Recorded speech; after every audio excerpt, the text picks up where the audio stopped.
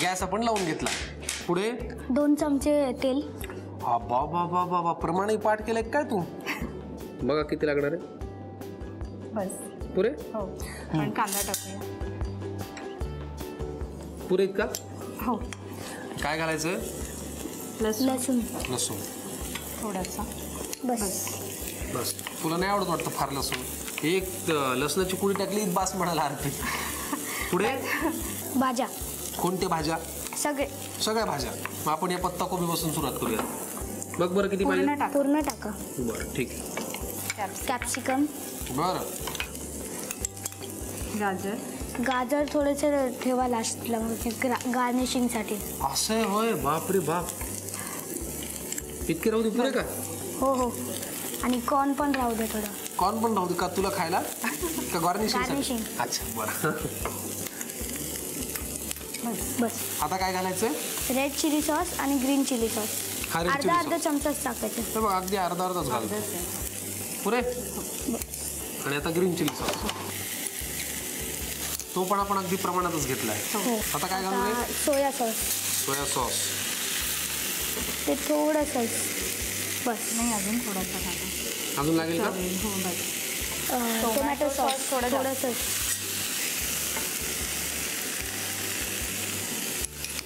आता थोडंसं मीठ. थोडंच टाकायचं कारण याच्यामध्ये सोया सॉसमध्ये ऑलरेडी मीठ आहे. बरोबर.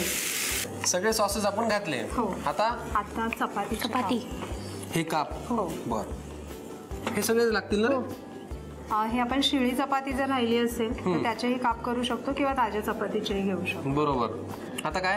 ह्याला फक्त एक वाफ द्यायची आणि रेडी आहे रेसिपी. सॉस काय म्हणतोयस मग तू? सॉस झाला. सॉस घातले ना आपण सगळे. सर्व करायचं होय. मला सॉस ऐकवायला.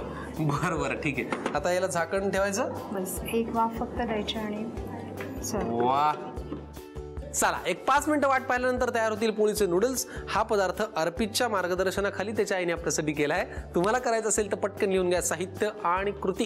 चपाती नूडल्स बनवण्यासाठी लागणारे साहित्य: चपातीचे काप, कोबी, कांद्याचे काप, टोमॅटो सॉस, सिमला मिरची, वाफवलेले मक्याचे दाणे, गाजर, soya sauce, red chilli sauce, green chilli sauce, लसूण आणि मीठ. कृती: प्रथम फ्राईंग पॅन मध्ये तेल गरम करून त्यामध्ये कांदा, लसूण, कोबी, सिमला मिरची, गाजर, कॉर्न, अर्धा चमचा रेड चिली सॉस, अर्धा चमचा green chilli sauce, soya sauce, tomato sauce, मीठ आणि चपातीचे लांबट काप घालून पॅनवर झाकण ठेवून एक वाफ घ्यावी. चपाती नूडल्स एका प्लेटमध्ये काढून सजावट करून सर्व्ह करावेत.